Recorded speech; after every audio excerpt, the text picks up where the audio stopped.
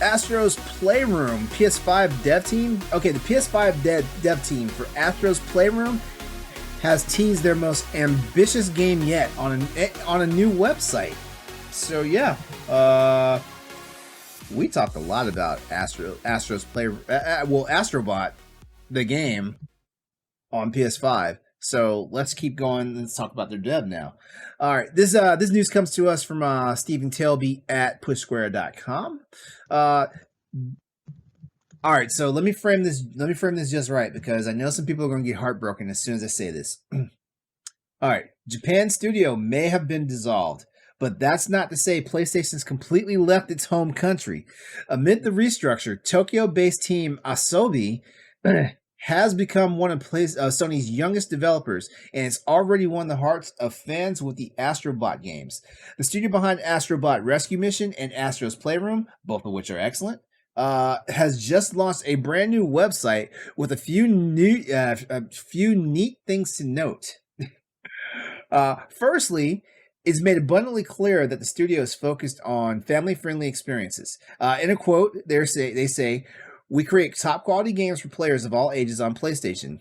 This is read on the site, which means that we shouldn't expect the team to delve into mature titles. It sounds like Astro will be sticking around, or at least we'll be getting more lighthearted action platformers in the future, which is honestly fine by us. Like, you know, I feel like sometimes platforming can be like I feel like sometimes in this day and age, platforming is kind of a dying art. Like, so, you know, like we appreciate games like Ratchet and Clank right now. Mm-hmm. Speaking of future projects, though, the description goes on to state Team Asobi is currently hard at work on our most ambitious game yet. Given the exceedingly positive reception to the PS5 pack-end of Astro's Playroom, it looks as though Sony has greenlit a follow-up with a larger scope. Whether it reverts back to virtual reality when the new PSVR unit emerges, or sticks with a flat screen experience, we'll have to wait and see. Hey, maybe it'll be playable both ways. Whatever the case, gamers are going to be excited. The team is seriously staffing up with lots of jobs across the various fields to offer. Again, it's clear the studio is a much larger entity within PlayStation Studios now, and it's growing to meet the needs of its most ambitious game. Links have been provided for this in the Twitch live stream chat. Check them out when you get a chance. The future is bright for Team Asobi then, and are you excited to see what's coming up next, guys? Are you excited to see what's coming up next for them? Just give me my games. That's how I feel. I'm always excited for new games. So I'm not excited for the next game, and it's not because I didn't. It's not because I didn't play any of their work. I think, you know, by the look of it, what they got going is good. Sometimes when they say their most ambitious game, I'm like, yeah, but I would prefer you to do something more innovative. You know, because I'm just like, what is going to be ambitious? What is going to be so eager for us to play it? You know, yeah, you are talking about it in your ambitious game, but it's got to be something that's going to be like to me personally, it needs to be innovative and mind blowing. You know, on that point, let me ask you a question. Isn't it the job of the developers to set the expectation? It is. But talk is cheap sometimes. Okay, true. Now let me ask you this then, because it's the job of developers to set the expectation, but isn't it the job of us as gamers to rein in our hype? Because we have reined in our hype for past games and have been let down when the final execution. No. When I say rein in our hype, I mean keep it under control. We can. But it depends on how that marketing of that game is delivered when we see it. You know, you could say this is a more ambitious game, and some people like this is something that we've seen 1,000 of times. You know, so that word of ambitious, you got to be careful on how you're gonna use it, because if your game looks like something else, it's not ambitious. It's just that you are hyping something for that particular system that we'll be able to play it on. Then it being something that we're normal. Because I could say this, if it's gonna be ambitious, I would like to see what is your take on Splatoon? Because I think they have a look and design feel that they could do their own version of Splatoon with the way that their games look and how colorful and how wonderful their design looks and stuff. I could see their take on Splatoon. They don't have to do Splatoon, but they could have a take on it. I feel like we already have someone doing a take on Splatoon. It was called Knockout City. Well, it must have been and probably to the developer of Knockout City, that might have been their most ambitious title when they were developing. I can think of some other titles that were pretty ambitious when the devs started working on it. Horizon Zero Dawn, most ambitious title for that's the one that comes to my mind is when it first got announced. Yeah, by Guerrilla, they said, our most ambitious game ever. I think that when Sony Studios in particular say this, they follow it up. The only time I would say they didn't follow it up, and it was ambitious, it just didn't quite hit the mark exactly, would be when Ben announced Days Gone. I was thinking that was completely different for a team that the last time they worked on a actual console and not handheld had been the PlayStation 1. So another studio that seems to be like, we're sticking with Sony studios for a moment. Another studio that seems to be like going, like, when they decide they're going to go a different route, like, it's always ambitious for them. I mean, look at Naughty Dog. We saw Jack and Daxter's and Crash Bandicoots. Nobody was expecting freaking Uncharted. So we're talking about The Last of Us. So nobody was expecting The Last of Us, yeah. So we're talking about change in design, like change in genre in a sense. Because if we look at Horizon, don't forget Guerrilla is only known for Killzone, for first-person shooters. And Horizon is an action-adventure game. So the change of the genre and the design is something that's new to them. So that is ambitious. So if they're going to do something like that, they're going to have to change their genre, which means they're going to have to not necessarily. I mean, they don't need to change their genre. I mean, like, they can still, the Astrobot games have been all family friendly games and stuff like that. They can still make more family friendly games. I mean, shoot, Nintendo, every time Nintendo slaps a new Mario title out, there's always the most ambitious title out there, and I feel like a lot of it's more of the same. Well, I think using the examples that you guys gave, those developers are doing something new to them because it's a new genre. It's not continuing. Horizon Zero Dawn is not a first-person shooter that Guerrilla is known for. It is a third-person action thing. That's something completely new from Guerrilla. That is ambitious because that's something completely new for them. It's a new IP for them. Like if they're going to go that route, I will want them to go that route.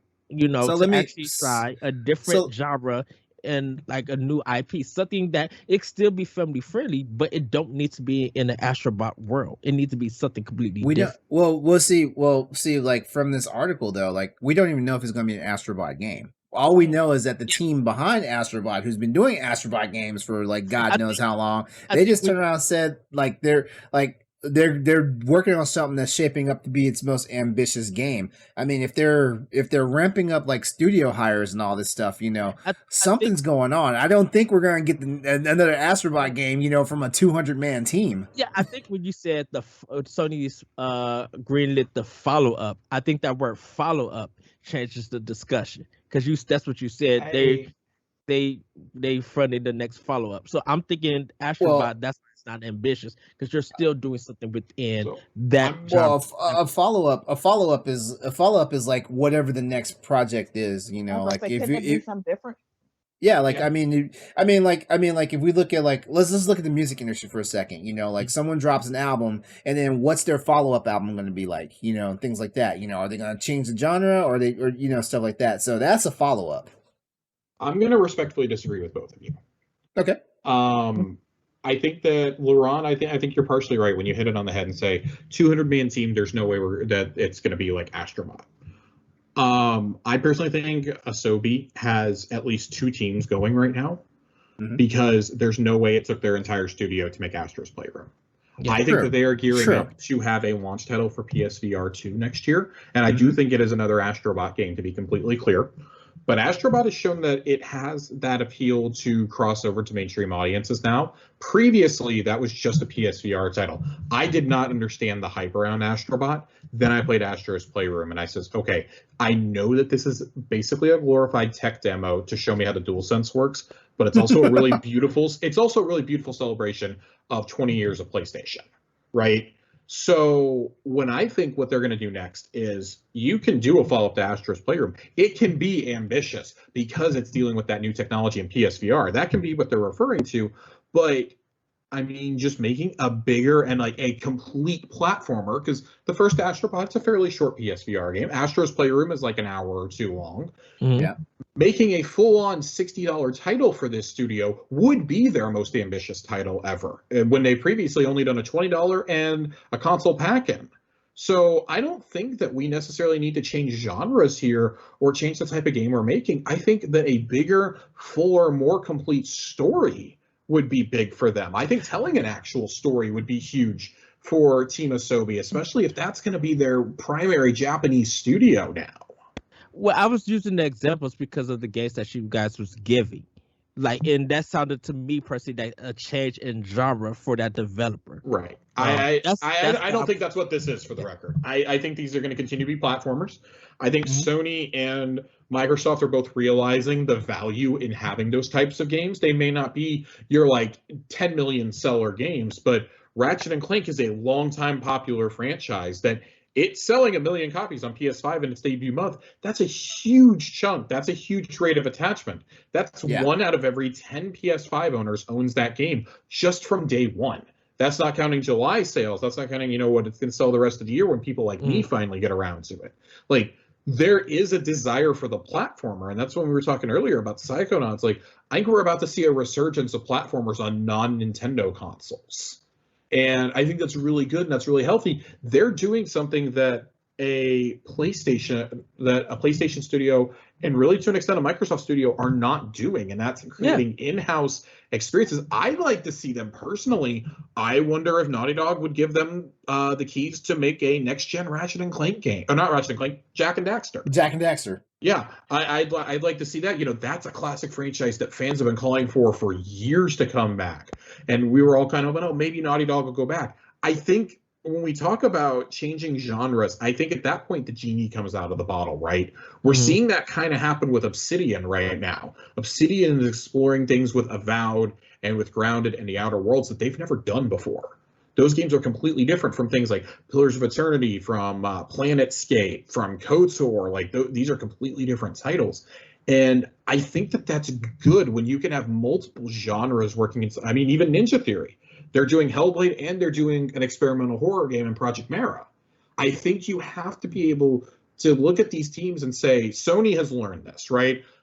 Do what you want. If you can sell leadership on it, we will let you make it. We will fund it. Horizon almost didn't get made because they felt it was too different from Killzone, and they had to convince them. Santa Monica pretty much was told they weren't going to get to do God of War until Cory Barlog came in and pitched what would become God of War 2018.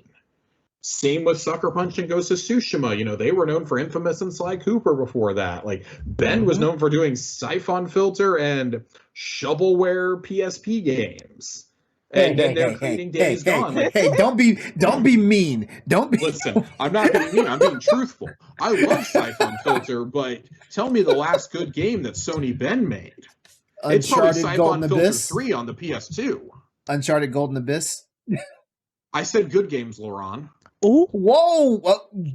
Shay, wait a minute. Shay. I said good games. I like Golden Abyss. I like Golden Abyss, but I said good games. Shay. Anyways, I did not try out Days Gone. So come on, man, give me some credit. So circling back around to the point, though, I think this is an interesting opportunity for Asobi, because if Sony has taught me anything over the last generation, it's that you can always expect their studios to do the unexpected. So I still expect them to work on Astrobot. Yeah. But I expect them to be doing something completely new and unique at the same time. And that excites me. We won't see this game until probably 2024. I suspect we'll see the return of Astrobot will be much sooner. I suspect with the pack-in for VR2. But I think the true game we're talking about here that they're hiring for and expanding and all this and that is a 2024 title in my opinion, and that may secretly be the most exciting Sony project in the works. It's getting back to the roots. We talked, we talked before the show, and it's going to be a bonus episode, but about how we got into PlayStation, right? And we all, even though we all had different jumping on points, we all talked about playing games like Crash Bandicoot and Spyro back on PS1. And I think so many people's, especially if you're in your late 20s, early 30s, PlayStation is synonymous with platformers of the 90s and the early 2000s, with Jak and Daxter, Ratchet and Clank, Crash, Spyro. I mean, look at the run they went on with those franchises. And even today, Ratchet and Clank is still changing kids' lives. It's changing big kids' lives too, right? It's making 29-year-old me really excited to go out and play it when I can finally do that. But I think that taps into the nostalgia factor, and it does something that nobody other than Nintendo is really doing right now. Nintendo really has the market cornered on platformers, and I think that excites me. You know what, Josh? Thank you for making me a believer, because now I'm on the same mindset as you. So yeah, so thank you for that. Innovation drives excellence. That's true. Innovation creates competition, which is healthy for all of us. This isn't going to be some half-assed Balan Wonderland game, okay? Which, didn't I say that I'd rather for them to go for innovation than ambition? But ambition and innovation can be of the same thing. Can be the same thing. Yeah, they can. You can birth walk hand in innovation hand from ambition and vice versa. Well, that's why I think said it's entirely possible. That's why I said that if they're gonna say that it's the most, for me personally, with them, I wish they would do something innovative than ambition. Because if they say it and it come out, because I feel like that. I just have a feeling that it's going to be something that we've already experienced, and I don't think it's going to be. Judging by video games are nearly half a century old. Like, we're going to see a lot more of games we've already seen before. Well, yeah, while we wait for that 1% game. Much, right? Yeah, that 1% game. Yeah, I mean, hell, technically, all these remakes, even like the Resident Evil 2 and 3 remakes that, basically like flip the original games on their head, is still stuff we've already seen before in some other game. I'm just saying for me. That's all. We talked about Dead Space last week as the hot topic, and we said that when they originally put out to do the original Dead Space game, they were trying to copy Resident Evil 4. Of course. But look what it did. But look what it did for survival horror genre. They did what Capcom couldn't do at the time. They actually made it so Isaac could run and shoot. Leon couldn't do that. And you got to realize that was the first game of that style being done. So not everything was fully, Well, I get it, but that is one of the things that a lot of people said held back the original Resident Evil game when they played it for the first time. And this is before Dead Space ever came out. Yeah, they're like they did all this work to free up things, and we can't move and shoot. Like, basic first-person shooters had do that, and first-person shooters were old as dirt compared to third-person profile games. I'm just saying that's a me thing. Yeah. Because I'm like, if this game comes out and I don't hear another word of ambition come out from the show, I am leaving to work and I will jump on Skype and we will have a discussion. Okay, I'll invite it. I'm just saying. When I see small companies when I see small companies say stuff like this, when they say the most ambitious, like, I tend to believe them, because guess what? They're probably stepping out of their comfort zone in some way, shape, form, or fashion. Even if it's like Josh said, just a $60 version of like Astrobot, where it's a full-fledged game where you're gonna get rationing. I'd buy that for $60 to be completely clear. Yeah, because Astrobot's Playroom. Oh my God! Number one, is the easiest platinum trophy you can get. And then I look at a studio like Housemarque, and like when they said we're working on delivering our most ambitious game ever, and then they reveal that it's Returnal, which is not only their most ambitious game, it's hard as shit. That is a hard game. That is not a game for everyone. There's a reason why it only sold 500,000 copies, right? Like. There's a reason why, but it's. I think that's a unique spin on a rogue type game, and I think that's something really special. Like, we see this with Sony time and time and time again with their studios. It's like something really clicked around the time that they greenlit The Last of Us. When they started lighting games for PS4, and even in the early days of PS4, when they're like, hey, The Last of Us worked out really good. Let's do more games like that. Let's let these studios and these teams do what they really want to do.